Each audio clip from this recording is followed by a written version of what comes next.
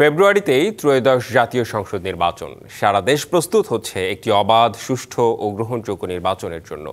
ভোটের হাওয়ায় কি ভাবছে সাধারণ মানুষ থেকে শুরু করে আগামীর জনপ্রতিনিধিরা, সে কথা জানাতে ডিবিসি নিউজের ইলেকশন এক্সপ্রেস ছুটে যাচ্ছে সব সংসদীয় আসনে। আজ সারাদিন ছিল সংসদীয় আসন ১৬ লালমনিরহাট ১-এ। স্বাগত জানাচ্ছি সিএসআরএম ডিবিসি ইলেকশন এক্সপ্রেসে। উত্তরের পিছিয়ে থাকা অঞ্চল লালমনিরহাট ১ আসনে আজ সারাদিন আছে। হাতীবান্ধা পাটগ্রামে প্রতিটি মাইনরিটি বাড়িতে আমরা তাদের প্রোটেকশনের জন্য, তাদের জানমালের আত্মরক্ষার জন্য, তাদের দুর্গা পুজোগুলোতে এবং তাদের সকল ধর্মীয় উৎসবগুলোতে বাংলাদেশ জামাত ইসলামী ছাত্র শিবিরের ছেলেরা নিরলস পরিশ্রম করে তাদেরকে পাহারা দেওয়ার চেষ্টা করেছে এবং তাদের সুখে দুঃখে আমরা এখানে ধর্মীয় বৈষম্য আছে বলে আমি লালমনিরহাট ১ আসনে হাতীবান্ধা পাটগ্রামে মনে করি না। আমি শাহেদুজ্জামান কোয়েল, এখানকার মাটির মানুষ, এখানকার সন অফ দ্য সয়েল। আমি এখানকার সন্তান, এখানেই আমি বেড়ে উঠেছি, এখানেই রাজনীতিটা করি। আমি দেশ বিদেশে গিয়েছি, কিন্তু শেষ পর্যন্ত আমার ঠিকানাটা হাতীবান্ধায় ছিল।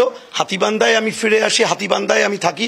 বাকি কোনো প্রার্থী হাতীবান্ধায় অথবা পাটগ্রামে স্থায়ী বাসিন্দা নয় এবং আমার রাজনীতির জায়গাটুকু যেহেতু এখানেই, তাহলে দল মূল্যায়নের ক্ষেত্রে আমাকেই প্রাধান্য দেবে বলে আমি আশা করি। ২৯ বছর পরে এবারে হাতীবান্ধা পাটগ্রামবাসী ধানের শীষ মার্কার বিজয়ী প্রার্থীকে দেখবে। তার কারণ হচ্ছে এখানে আমাদের হাতীবান্ধা পাটগ্রামের জনগণের ভাবাভাগকে যদি ভাবা আবেগ, এই আবেগকে যদি কাজে লাগিয়ে মনোনয়নিত প্রার্থী সিলেকশন করে দেশ নায়ক তারেক রহমান, তাহলে অবশ্যই আমাদের এই আসন জয়ী হওয়া সম্ভব।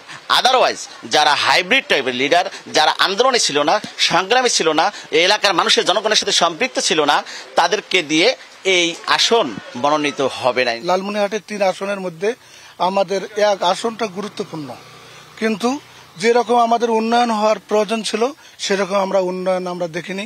এই জন্য আমরা ইনশাল্লাহ প্রতিশ্রুতি দিয়েছি এবং মানুষকে আমরা, আল্লাহ রব্বুল আলামিন যদি আমাকে এমপি নির্বাচিত করেন, বিশেষ করে এদিকে এই সমস্ত উন্নয়ন করার জন্য আমরা চেষ্টা করব। আমার প্রতিশ্রুতি, বেসিক্যালি আমি বিজনেসম্যান, সো আমি জানি কিভাবে ইনভেস্টমেন্ট করে আপনার এখানে আপনার যে আমাদের যে বিশেষ করে যুব সমাজ যে আছে, বেকার যুবক যে আছে, এটা একটা বড় সমস্যা।